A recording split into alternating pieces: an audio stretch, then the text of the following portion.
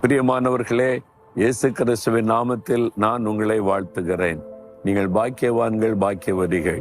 ஏன் தெரியுமா? உங்களை நேசிக்கிற, உங்கள் மீது அன்பு வைத்திருக்கிற, வானத்தை பூமியை உண்டாக்கின ஆண்டவர் இயேசு உங்களோடு கூட இன்றைக்கு பேசுகிறார்.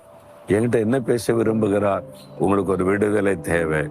ஏதோ ஒரு காரியத்துல உங்களுக்குள்ள ஒரு விடுதலை தேவையா இருக்கிறது. உண்மைதானே? சில காரியத்தை வெளியே சொல்ல முடியல. திடீர்னு கோபம் வந்துடுது, அதுல விடுதலை இல்லை. திடீர்னு எரிச்சல் வந்துடுது, அதுல ஒரு விடுதலை இல்லை. திடீர்னு மனசுல சில தப்பான எண்ணெல்லாம் வருது. இது மாதிரி என் மனதை பாதிக்குது, சமாதானத்தை பாதிக்குது, உறவுகளை அது பாதிக்கிறது. நான் இதெல்லாம் செய்யக்கூடாதுன்னு நினைக்கிறேன், நான் முடியலையே. அப்போ ஒரு அடிமைத்தனத்துல ஏதோ ஒரு பகுதியில ஒரு சின்ன அடிமைத்தனம் இருக்குது, விட முடியல. அது மாதிரி பெருமை, கோபம், எரிச்சல் அல்லது இச்சைகள், ஏதோ ஒரு காரியம் நீங்க வாழ்கிற சூழ்நிலையில சில காரியத்தை ஏற்றுக்கொள்ள முடியாம கோபம், எரிச்சல் வருது. அதனால குடும்பத்துக்குள்ள பாதிப்பு, வேலை செய்யற இடத்துல பாதிப்பு. அப்ப எனக்கு ஒரு விடுதலை வேணுமே, இதை எப்படி நான் மற்றவங்க சொல்றது அப்படின்னு நினைக்கிறீங்களா? ஒரு அருமையான ஜெபத்தை ஒரு தேவ பிள்ளை செய்கிறார். 40ஆம் சங்கீதம் 17ஆம் வசனத்துல, தேவரீர் என் துணையும் என்னை விடுவிக்கிறவருமாயிருக்கிறீர்.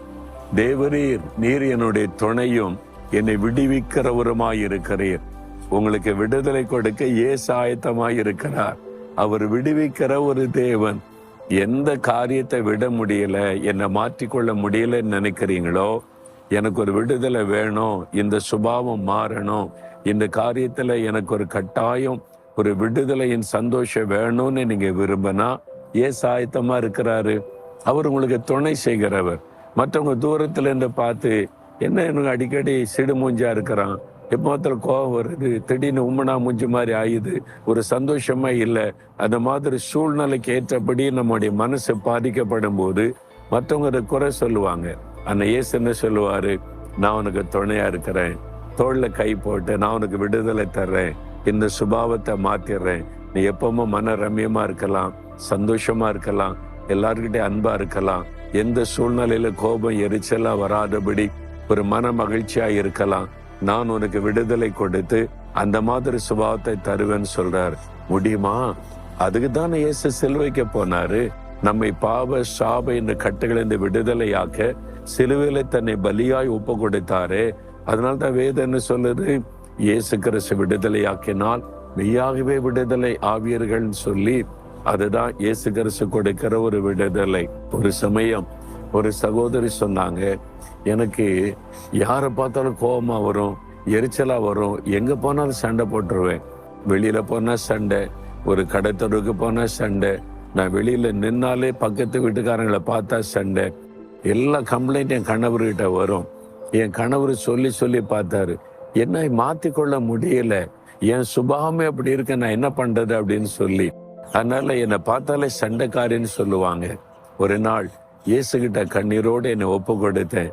எனக்கு இதுல இருந்தெல்லாம் விடுதலை வேணும், நான் செய்யறது எனக்கே தப்பா தெரியுது, எனக்கே சரியா தெரியல, அதனால என்னால விட முடியல, என்னை மாற்றிக்கொள்ள முடியல, இயேசுவே உதவி செய்யன்னு ஜெபம் பண்ணேன். ஆண்டவரின் சுபாவத்தையே மாத்திட்டாரு. இப்ப என் கணவர் என்னை பார்த்து ஆச்சரியப்படுறாரு, எப்படி நீ மாறின அப்படின்னு சொல்லி ஆச்சரியப்படுகிறார். நான் சொன்னேன், நான் மாறல, இயேசு என்னை மாத்திட்டார், எனக்கு விடுதலை தந்துட்டார்னு மகிழ்ச்சியோடு கூட அந்த சகோதரி சொன்னாங்க. அதுதான் இயேசு. உங்க வாழ்க்கையில விட முடியாத, மாற்றிக்கொள்ள முடியாத ஏதோ காரியம் இருக்குல்ல, அதை நினைத்து உள்ளத்துல வருத்தப்படுறீங்க. இயேசு உங்க பக்கத்துல வந்து சொல்ற, நான் உனக்கு துணையா இருக்கிறேன், நான் உனக்கு விடுதலை தரேன், நீ பயப்படாதன்னு சொல்ற.